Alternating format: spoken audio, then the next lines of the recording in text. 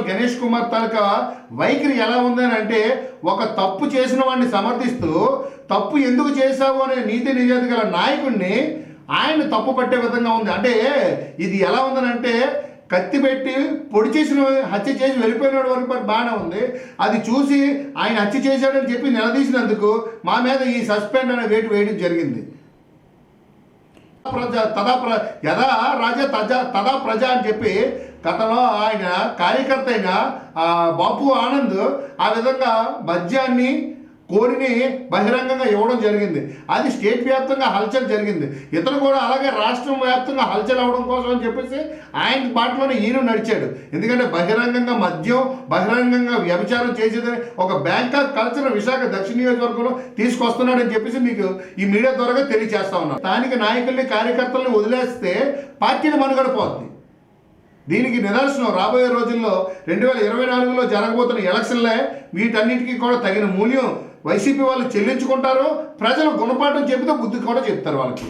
అధిష్టానం ఎక్కడైతే base level కింద గ్రౌండ్ స్థాయిలో అధిష్టానం పనిచేసిన కార్యకర్త కానివ్వండి, స్థానిక నాయకుడిని కానీ కళ్ళు తెరిచి చూసే అంత జ్ఞానం అధిష్టానం, వైఎస్ఆర్సీపీ అధిష్టానం కానివ్వండి, వైఎస్ఆర్సీపీ పెద్దల కాడ లేదని చెప్పేసి మీడియా ద్వారా తెలియజేస్తున్నాం. దక్షిణ నియోజకవర్గం పట్టిన 10 సంవత్సరాల నుంచి పట్టిన దరిద్రం పోవాలని అంటే అధికారులతో రేప ఉండి అధికారుల దగ్గర పని చేయించుకునే లౌక్యం ఉన్న వ్యక్తి సీతారాం సుధాకర్ గారు.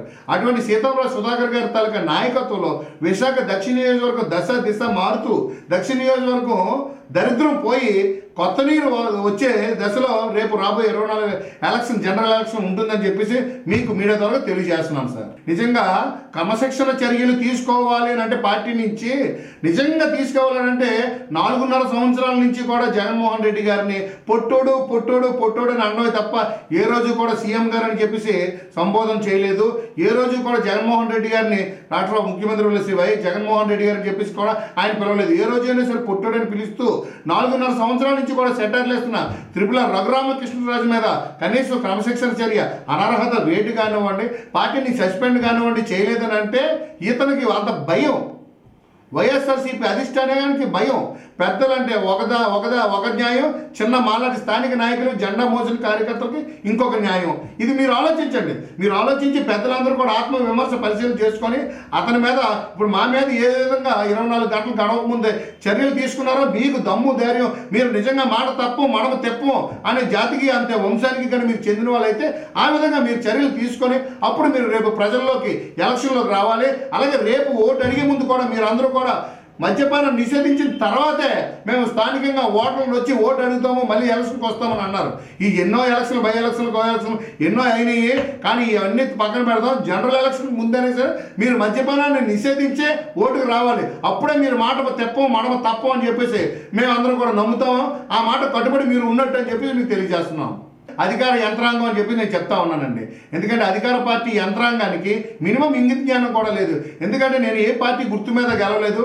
నేను సోలోగా సింగిల్గా ఇక్కడున్న ప్రజల మద్దతు తీసుకొని ఇండిపెండెంట్గా గెలవడం జరిగింది.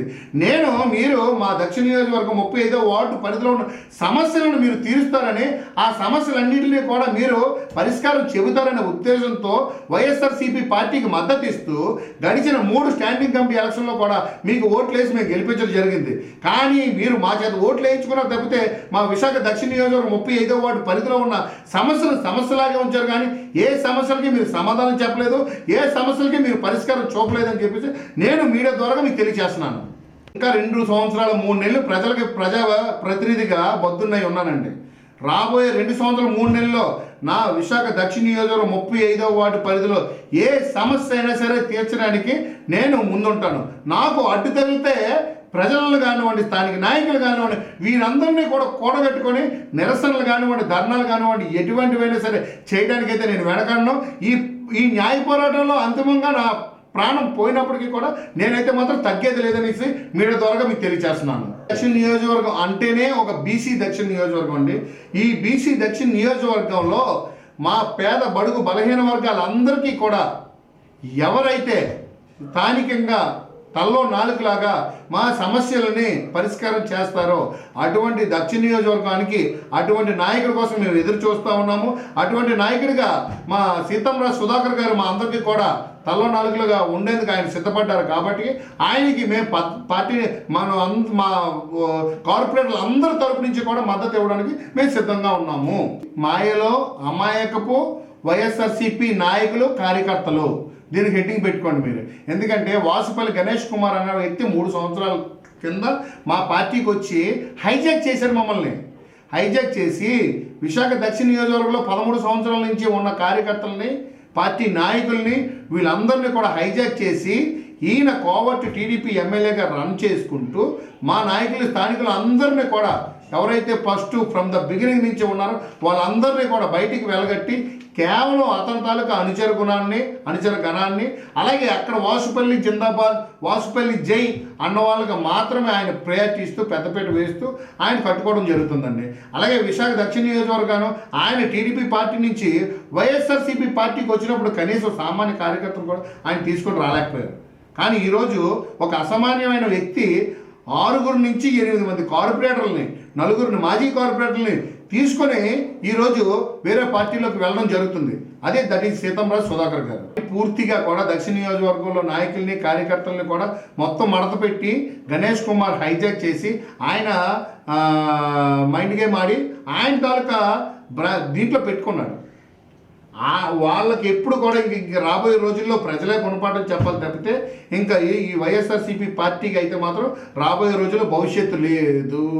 వైఎస్ఆర్సీపీ నిజంగా బలం ఉండేటప్పుడే 2014లో గెలవలేదు, 2019లో గెలవలేదు. రేపు 2024లో ఎలా గెలుస్తుందో ఒక్కసారి ప్రజాక్షేత్రంలోని అంతిమ ఓటర్లు తీర్పు, ప్రజాక్షేత్రంలో పోరాటం చేసిన తర్వాత వచ్చే తీర్పే అంతిమ తీర్పు. ఆ అంతిమ తీర్పు రేపు 2024లో విశాఖ దక్షిణ నియోజకవర్గంలో ఓటర్లు ఇవ్వడానికి రెడీగా ఉన్నారు. ఆ రిజల్ట్ వచ్చినంత వరకు కూడా ఇప్పుడు ఎవరైతే ఓపెన్ చూసి బలం అనుకుంటున్నారో ఆ బలం అనుకున్న ప్రతి ఒక్క కార్యకర్త, నాయకుడు కూడా వెయిట్ చేయాలని చెప్పేసి నేను ఎదురు చూస్తున్నాను. ఎందుకంటే ఈ రోజు వరకు కూడా మేము అధికార పార్టీ కనువ ఉండడం వల్ల ఎన్నో తప్పులు చేసినప్పటికీ, సమస్యలు పరిష్కరించలేకపోయినప్పటికీ కూడా కొంతవరకు కూడా మేము అందరం కూడా కంట్రోల్లో ఉన్నాం. ఎందుకు? మనం ప్రభుత్వానికి వ్యతిరేకంగా వెళ్ళకూడదనే ఉద్దేశంతో ఈరోజు ఆ కండువా లేచి పక్కన పెట్టిన తర్వాత పూర్తిగా ప్రజల పక్షానే మేము అందరం ఉంటామని చెప్పి మీకు మీడియా ద్వారా తెలియజేస్తున్నాం.